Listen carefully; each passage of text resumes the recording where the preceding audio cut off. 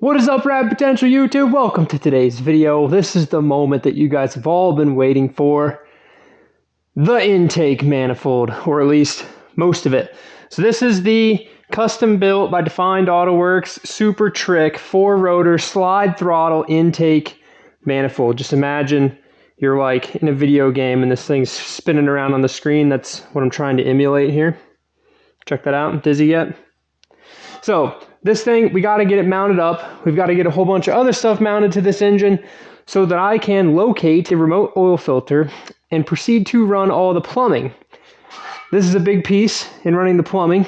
I've got to add 2 little bosses so that I can put a port on 2 of these runners. These runners are not connected at all, nor will they be. So it's just 4 individual rotor runners. Say that 5 times fast. But I need those bosses so I can hook up the brake booster because we're a street car and we want brake booster. So this piece, y'all can just watch the christening moment right here. Dun, dun, dun, dun, dun. Super sick, cinematic noises are playing in your guys' head. Just imagine the best YouTuber alive's editing team edited that going on there. Look at that intake manifold. The thing that does stink though is it's going to hide all the pretty tubular work of these sweet headers.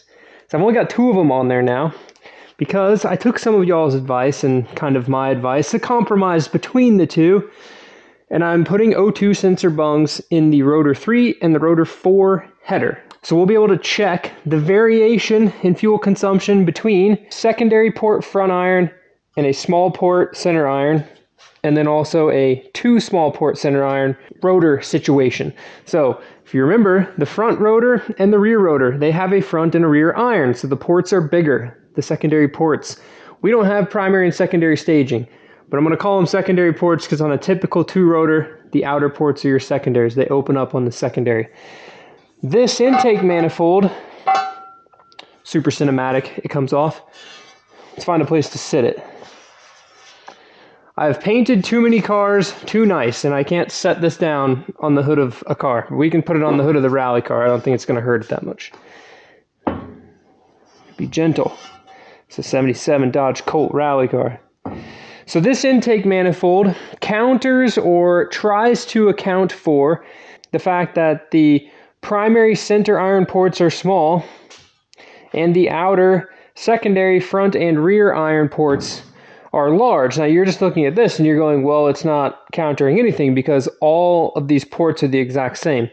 And that's how we're trying to restrict the airflow into the front iron and into the rear iron so that we can have a better equilibrium of fuel consumption, just equal consumption between all of the rotors on this. We're only going to have those O2 sensors in those headers just while we're dyno tuning it, just to check everything. There's one O2 sensor that's going to be back at the collector where all the 3.5-inch stuff goes before the resonator, literally behind the transmission. So that should get us a good overall reading. If we see any weird discrepancies, we'll account for it, but then ultimately, guys, it's street car. We're not going to be sitting in here dialing this thing in and the timing and trying to make this thing run like, you know, let's see, what would a 400 horsepower FD RX7 probably run in the quarter mile? Drop it in the comment below. Maybe this 4-rotor car, granny shifting a stock FD trans. I'm going to bet like a 13. Probably a 13. Maybe a 12.5. I'd bet a 12.5 maybe. 12.58. Shot in the dark. But we're not going to be pushing this engine that hard. So we just want to check it to make sure we're not outside of our limits of running correctly and properly and healthily. And then we'll take those O2 sensors off and go. So intake manifold is here. I got to clean this little duct tape residue off. And then we're going to slap the intake on with a couple bolts. I got these studs here on the front iron for the stock water pump assembly. So I'm going to getting ready to drop that on there so I can figure out where the alternator goes, which is going to be over here.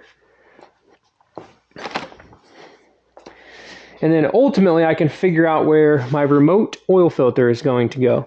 So this deal, talked about it in the previous video, is kind of the key to our success here. I'm thinking about putting this thing over here. So I've got an in, an out, an in, and an out, just 2 straight through passageways. Pretty typical for one of these. This is just an Earl's, Summit brand, which you can get remote oil filter mount for the giant small block Chevy oil filters. Lots of flow.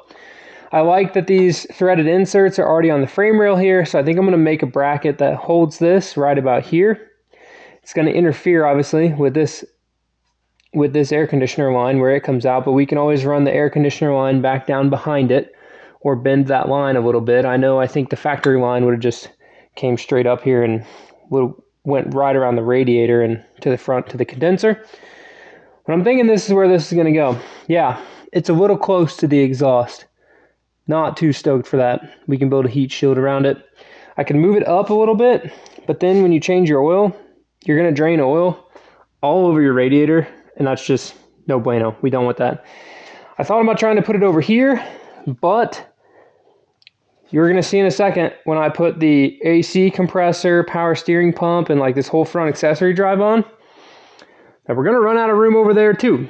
So the other place I could put it is like back here, but then it just gets really hard to change if I put it back there.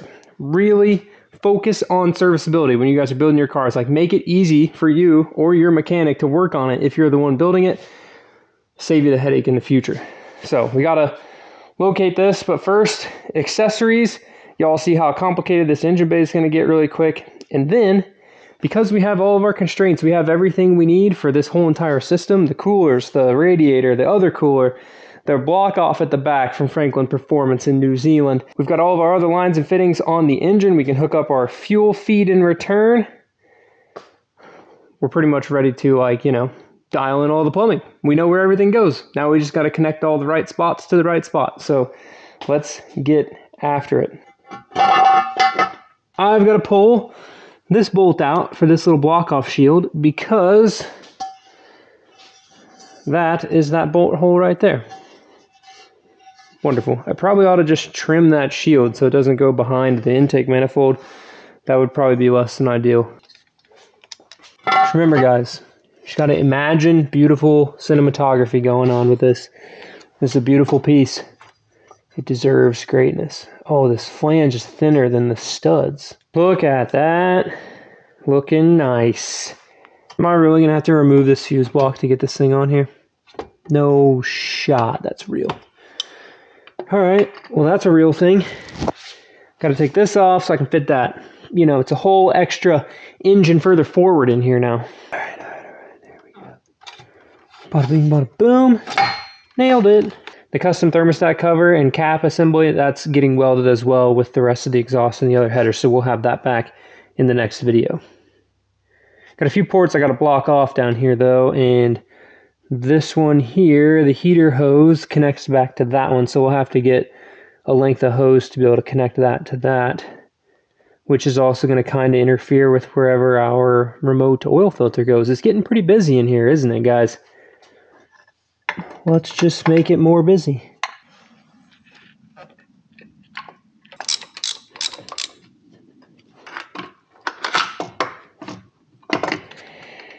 The old power steering. Alright, so that's just hanging in there loosely. Y'all see any issues arising just yet? I'm curious. Hopefully that alternator fits in here and doesn't interfere with the intake. We'll find out here in about 4 seconds flat. Woo!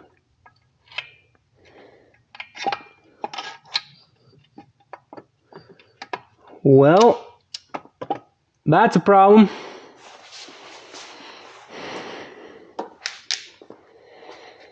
That isn't going to work because I'm hitting this.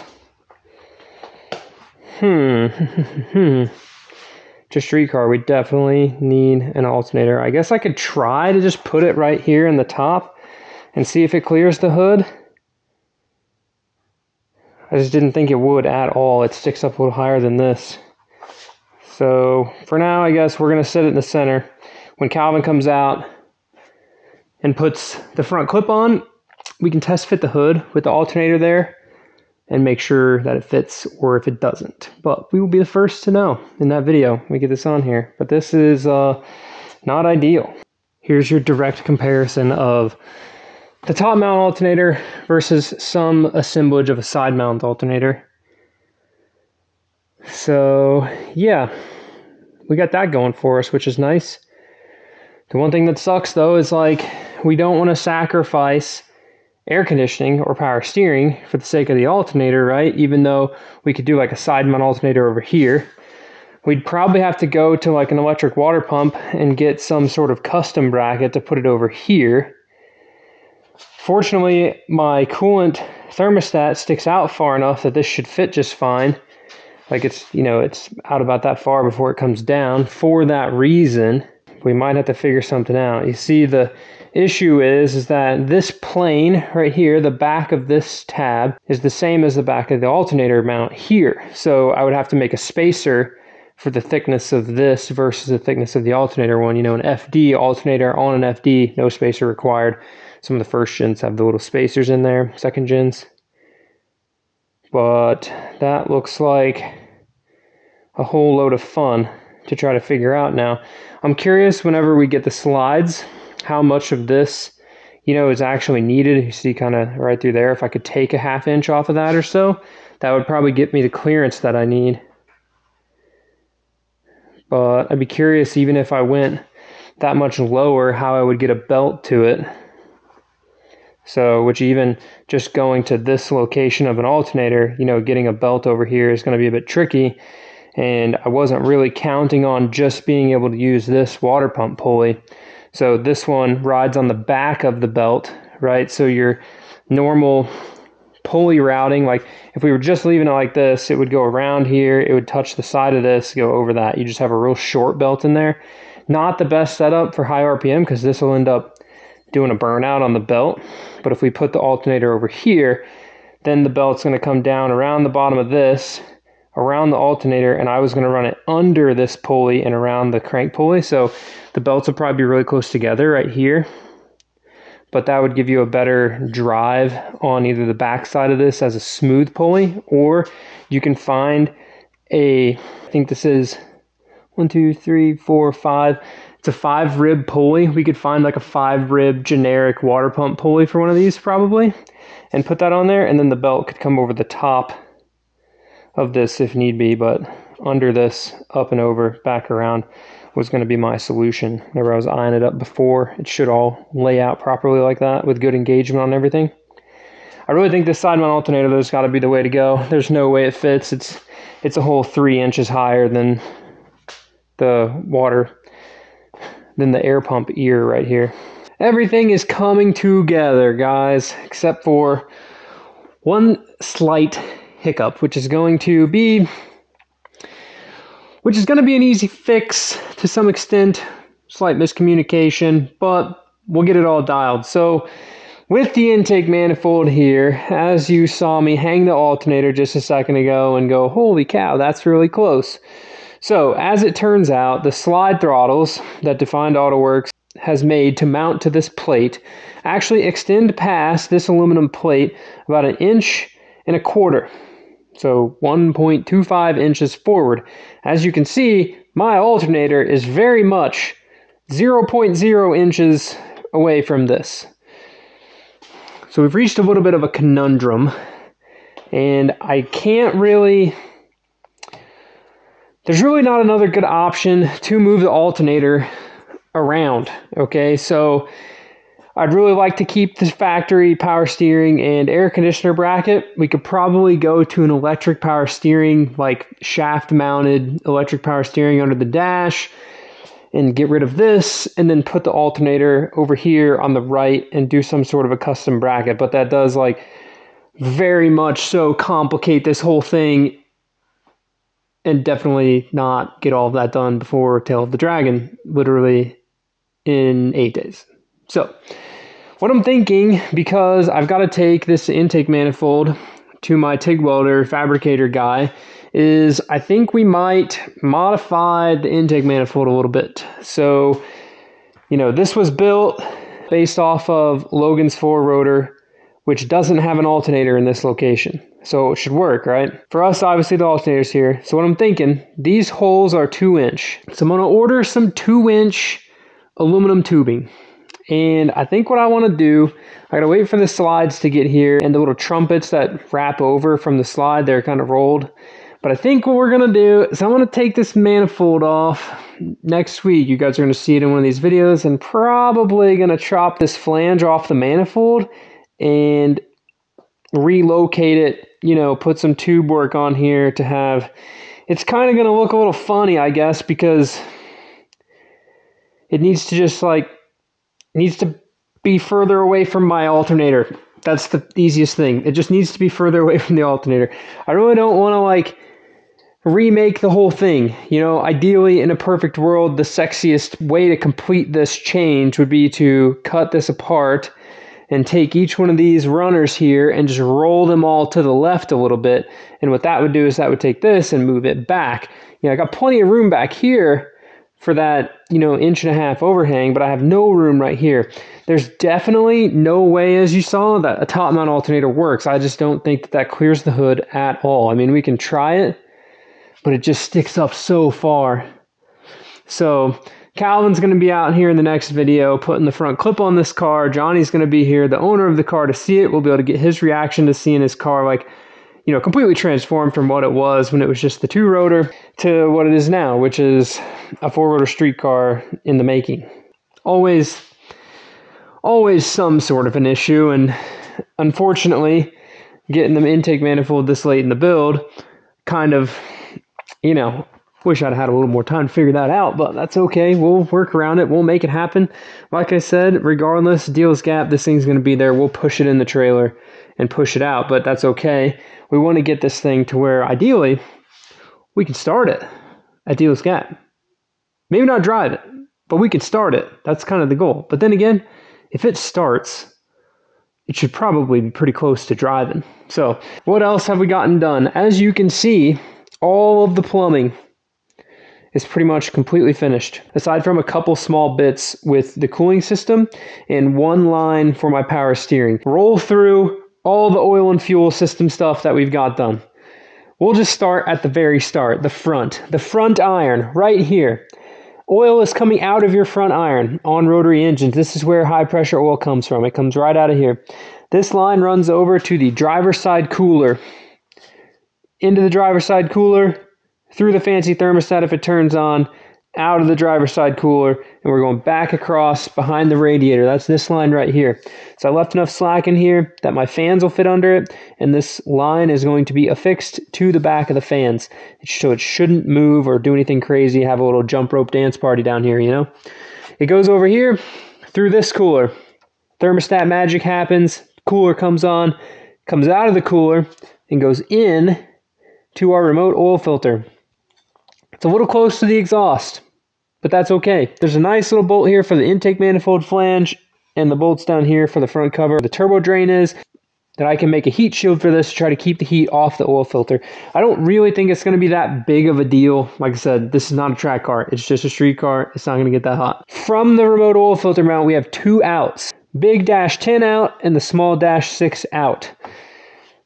The dash 10 out runs all the way around the front of the engine bay to the rear iron, to the Franklin Performance piece, where it feeds oil in and then goes through the Franklin Performance piece and feeds both of the ports on the rear iron. So we're running down to our pressure regulator to bleed pressure off, and then from there we're also running up out of the rear iron and around to the front iron.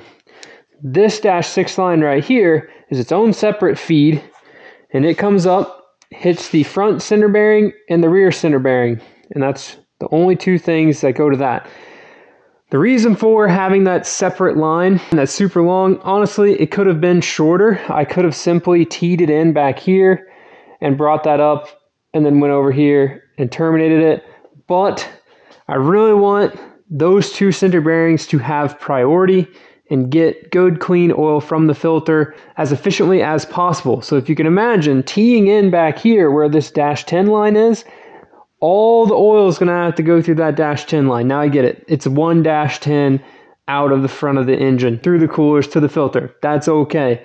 The filter might be some sort of restriction. After the filter, I want full free flow into this engine. So that's why there's an extra dash 6. A little bit overkill, probably, but we really don't want to burn this motor up. So I think that's going to be just fine. You can see this lower line right here runs under the fuel rails, it comes up to the front iron. So that's the rear iron to front iron, kind of redundant recirculation. Overkill, I know, but worth it to not burn up a 4-rotor. The fuel system, stock FD, feed and return. And y'all may think this is cheesy, but I've got the braided 3/8-6A in line, hose clamped to the feed and to the return line.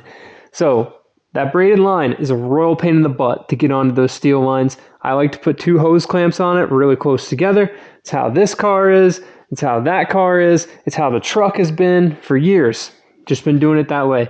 You could get these fancy aluminum connector things that slide onto hardline and it compression fits them, and then you have a -6AN like fitting, but that's an extra fitting. You're still doing the same thing, just metal to metal versus rubber to metal with the hose clamps. So I was like, well, we're just gonna roll with the hose clamps. It's one less place to leak. So from here, the feed line comes up, which is on your FD. It is the furthest right fuel line. That's your feed line. So the feed line comes up over here. It parallels the oil line. I like things that line up. Comes down, runs through the rail, through the rail, through the rail, up to here. Pulsation dampener, pressure regulator, and then it comes out of the pressure regulator and runs right down to the return line. Very simple system.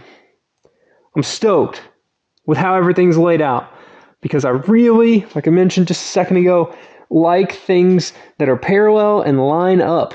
So you can see here, look at this. It goes right in line. So it doesn't look like there's just a giant mess of fuel lines running there. Everything is well oriented and planned.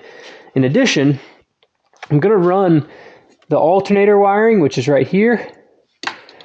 And I need the stock AC and power steering. This is just like, I think your low power steering sensor light or something, I guess. I don't know, but there's a wire in the factory harness for both of these. Both of those wires, you know, if this whole system was back here, it would line up perfectly with where they come out of the factory harness. So the AC here, the power steering connector right there. So what I'm going to do is extend the alternator, the power steering, the AC, all of this stuff from this charge harness over here on the fender apron. We're going to extend that around the back of the coil. I'm going to come down here on the intake manifold side, run that wire down. So my thick wire will go to my alternator to charge right here. The alternator turn on, excite wires will go to the alternator there. And then those 2 wires for the AC and power steering will come across the front of the engine and go to here. So there shouldn't be any extra stuff in this hole right here. It's literally going to look just as clean as what you see it until we add the catch can, which is going to have to go from this port to this port, and somewhere in here will be a catch can. Probably just somewhere up here, somewhere simple. But the goal is nice and open, easy to service the spark plugs, easy to check the oil, easy to look at. You know, this is a stock FD power steering line, unmodified, and it still reaches. It's not even in that crazy of a bind, you know. It's a little tight, but it's not that bad down here. So that's your stock power steering line for the plumbing there. I've got to hook up the low pressure side of the power steering down to the rack. Do we need the stock little cooler loop or not? I don't know. I'm going to see if I can fit it in there easily in front of the radiator or somewhere. Once I get the bumper on, it's probably like, I probably ought to try to put it in there before I put the bumper on, so maybe we'll look at that here in a second. But the stock power steering cooler could go in there, or we could just hook it back up. Like I said, it's not a race car. I don't think we're really going to be stressing out the power steering system that much, that it's going to be getting that hot, overheating. So it would probably be okay to just not have the like extra loop of cooler to go back to this. You know, the system might want that extra volume in there. You know, taking that out, you reduce the volume, but more volume means easier to stay cool as well in some cases. But that's essentially the hydraulic and fuel plumbing for the car. Now, as far as coolant, factory hard lines on the back, reaches back there. I need to pull the little plastic piece off the other REW engine and put it on here so that that hose fits nicely. On an REW, you can just hose clamp your heater core line to the back of the engine. You can just send it just like that. Big old hose clamp, zip it on there, but there's no little barb. There's no way mechanically that that hose is being prevented to pop off of the engine. With this, it's just smooth because from the factory, there's a piece that has an O-ring that goes on here. So I've got to put that piece on. That'll be factory. I mentioned earlier, I got to remake this mount. I'm going to pull this water pump housing back off and drill and tap and plug all of these other lines. So the turbo feed line down here, there's feed here, there's one down under here. I'm going to go ahead and just pull all of those steel fittings out, drill them and tap them. The only one that I'm going to have to just block off is going to be the coolant port on the rear iron. I'm afraid to tap that, drill it and tap it with this engine all put together. So if it was like a little measly turbo 2 rotor, one of my little cars that, you know, if I run a bunch of metal through the cooling system, it's not going to hurt anything. This 4-rotor is there's a lot of places for stuff to hide in this engine, and we don't want to give it any excuse to have extra stuff in there. So we'll just put a silicone cap on that one back there and hose clamp it. It's very easy to see, so if it does leak, easy to service as well. But that's pretty much all of the hydraulics. I've got to add my coolant temp sensor for the Haltech back here. The oil pressure sensor is going to go up here in the front of the engine. The fuel pressure sensor is going to go on the pulsation dampener right there. So all that wiring should be pretty simple. I still have to like kind of figure out a TPS setup for the slide throttles. One of my buddies used a shock travel sensor for his TPS on a slide throttle, and I really kind of like the way that that sounds because the slide throttle is activated like this way. You know, you pull it and it slides out of the way, right? Slide throttle. So it's not the same as like a shaft mounted TPS where when you floor it, it's rolling a shaft and then you just put some sort of a, you know, little potentiometer sensor on there. And then, you know, this, we kind of need like a linear thing. Race Pack sells a cable actuated TPS sensor, or just a cable actuated 5-volt reference sensor. You could put it on whatever you want, but I don't really think, you know, those are like $400. A regular shock travel sensor is like $180 or $200. So we can just get one of those, set it up. You'll probably not even use close to all of the stroke of the shock travel sensor, but that's okay. It'll probably look decent sitting in here next to the throttle cable setup too. So that's kind of the intent there. But I'm so stoked with how everything's shaking out. It's all coming together, which is nice. I think with that, that is going to be the end of today's video. So definitely a pretty major conundrum here the week before Dale's Gap, having to modify this intake manifold a little bit to get this thing to fit. It's just, it is what it is. We'll rally, we'll figure it out. You know, we do race rally. We're not afraid of breaking stuff and having to keep going or changing stuff just to get the thing finished. So we'll get that modified. We'll get the alternator clearance. We'll get everything going. This is definitely a more sustainable and serviceable route than some weird power steering alternator mount, drive shaft mount alternator, all sorts of weird stuff I was thinking about today, trying to figure out how to make it work. But I think just modifying the intake manifold is definitely the easiest solution. So with that, give you all one last look at how sexy this engine bay looks. Still waiting on coils from Haltech and my pressure sensors from Haltech and my wideband O2 sensor from Haltech. That stuff should be shipping, I believe, tomorrow. And then I'm still waiting on my clutch. So we're cutting it close, but that's the nature of the project. So thank you guys so much for watching, following along with the build. I know it's a little more, you know, not so much entertaining and me having fun and doing donuts and RX8s and driving my low compression RX8 every day, which is what I'm actually doing right now, filming another video that's going to have a lot more cool data in it. But let me know in the comments below what you guys thought of the audio. I'm doing the whole bodybuilder little squirrel tail on my hat thing because in the last video I could hear myself breathing and I didn't really like that. So when I was editing, I tried to like clean up all of my breaths. And I spent a lot of time trying to make it, you know, not do that, but I'm not an audio engineer. I'm just a regular engineer, which means I have the critical thinking brain to try to figure it out, but I know nothing about like editing, frequency, breath, audio stuff. It's just me clicking buttons and see if it sounds good. So let me know in the comments if you think the audio is better in this video versus last video. You know, with my little squirrel tail down here or up here. I'll quit rambling about stuff, but thank you guys so much for watching. I'm just going to keep pumping these videos out. I know in the main 4-rotor video, y'all wanted to know as much as possible. I had a bunch of comments that said, film and document everything. So that's what we're doing. We're going to film and document everything. I'm going to walk you through all the processes and thought processes and things and stuff that, you know, everybody makes mistakes. Everybody has to learn and figure stuff out, and that's what we're doing. This is the first 4-rotor I've ever put together ever in my life. Like I said at the beginning of the project, this is the only 4-rotor that I've physically ever touched. So we're figuring it out, just like if we bought a rotary engine for the first time. So with that, thank you guys so much for watching. We'll see you in the next one. Keep it rad. Tripping over coolant hoses. See, when you got side mount alternator, I was experimenting with lowering the alternator down here, and then I was running into this, you know, water neck thing, and I was trying to figure out if I needed to like cut that off and weld a new tube on it, and headaches and stuff. Too late at night, but we're gonna go fire up the 156,000 mile now RX-8 with an extra 1,000 miles on it because I've been driving it every day, the yellow one, and go home. Because next up on the list, aside from, you know, figuring out the intake, is I gotta do the wiring. Wish me luck, guys. Wish me luck.